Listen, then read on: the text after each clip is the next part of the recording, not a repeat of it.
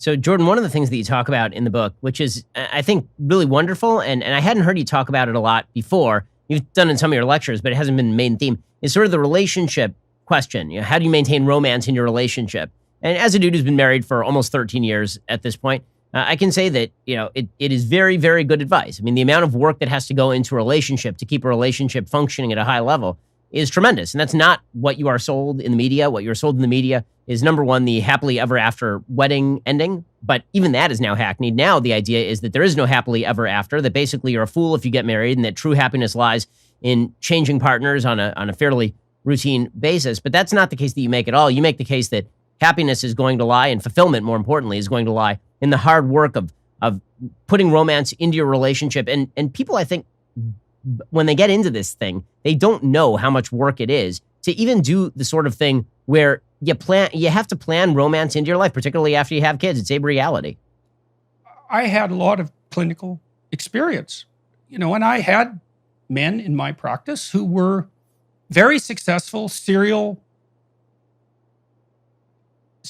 sexually active. And it didn't work for them very well. Now, I would say very forthrightly, if I had two men and all other things being equal, one was capable of serial sexual relationships and was attractive enough to manage that, and the other wasn't, that the person who managed to do that is more successful. I believe that. So if you're abstinent because you're incapable, that is not a virtue. But you can't divorce something as miraculous as sexuality from your life. How are you going to do that? Well, you can trivialize it. It's nothing. Well, okay, well, then you have nothing. So good luck with that. You're going to take one of the deepest sources of meaning that's available to you and turn it into nothing. Well, that's its own punishment. Well, so then you integrate it into your life. Well, what do you want for your life? Do you want to be, what is it that you want from sex? Do you want intimacy? Do you want closeness? Do you even want the experience to be of high quality? Do you want the person to pay attention to you? Well, they're going to have to care for you. Lust will get you somewhere, and it's not nothing. But it's by no means everything. And everyone knows this. People are lonely. They need someone to communicate with, and they need someone to tie themselves together with so their lives make a rope. They need someone to communicate with when times are good and to share their triumphs, and they need someone to share their catastrophes, and they need a framework that's stable so that they can have children.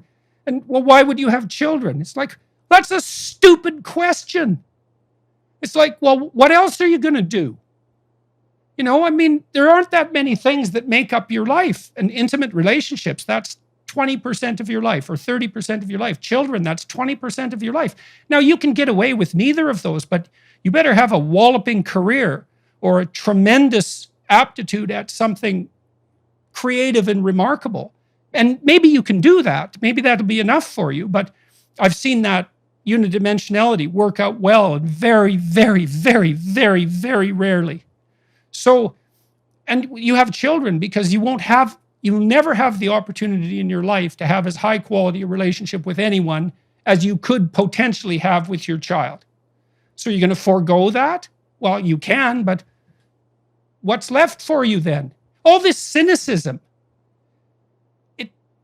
it's aimed against blind obedience. It's like, fair enough, okay? So I would take a cynic over someone who's blindly obedient any day, especially a cynic who was once blindly obedient, because at least then they had managed that. But if you're really cynical, you move past cynicism. You doubt your doubt, and you start to notice, and then you engage in your life. And so young people are being sold a shoddy bill of goods. Even if you're successful at what you pursue, say serial sexual satisfaction, Tinder, you're a hot Tinder item. It's like, well, if you're a male and you're attractive and you have an endless array of willing females, it's a gateway to psychopathy as far as I'm concerned. because you have to divorce your sexuality from the humanity of the people that you're engaged with sexually. Well, all that's going to do is make you hard and bitter. And I wouldn't recommend it. So, and it's not casual moralizing. You know, I'm not suggesting that naive abstinence is the right solution. But we're not doing a good job, Ben, of communicating the fundamental values of life to our young people. I got a story to tell you, man. I talked to this woman this week, Yeonmi Park, and she wrote a book called In Order to Live. She's an escapee from North Korea. And like, she had quite the life, man. Like, starvation, then slavery. That kind of sums up her life. She had to sell her own mother, whom she loved. I mean, you just think about that for like 15 minutes and see where it gets you. And she was literally a slave in China. And she struggled through all that, ended up in South Korea and went to a South Korean university. She did all her education in 1 year. Elementary, junior high, and high school in 1 year. Passed the GED and got into a competitive South Korean university. It's like, this is quite the girl.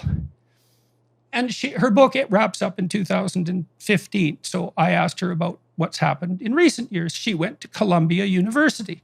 So imagine this girl struggles out of North Korea and slavery and pursues her education and gets to go to an Ivy League school in New York. It's like the pinnacle of her ambition. She was drastically affected by George Orwell's Animal Farm when she was in South Korea. It's one of the first classic books she read, and that's what made her decide to write and to speak. So she can understand the value of the humanities like virtually no one else can. She went to Columbia. I said, well, how was that? She said, it was a complete waste of time and money. And I said, well, wait a second. You can't really mean that. Surely, in your 4 years studying humanities at Columbia, you must have had one professor or one course that spoke to you, you know, the way that the books that you were reading spoke to you, that the person made the attempt to push past the limitations of the institution and mentored you. She mentioned one human biology class where she learned about evolution, but said that that was all twisted by political correctness near the end. And that was all she could muster up for 4 years of. She said that she felt just about as stymied in her freedom of speech at Columbia University studying humanities as she did in bloody North Korea. That's what we're doing to our young people. It's so appalling. So appalling. There's so much that people can be offered. This richness of the past, so much that's desperately necessary. This isn't optional. You know, the idea that man does not live by bread alone. That's not religious claptrap. Thank you for tuning in to the Daily Wire, one of the fastest growing conservative media outlets in the country. If you enjoyed this video, be sure to give it a like and subscribe to our YouTube channel so you don't miss out on any of our content.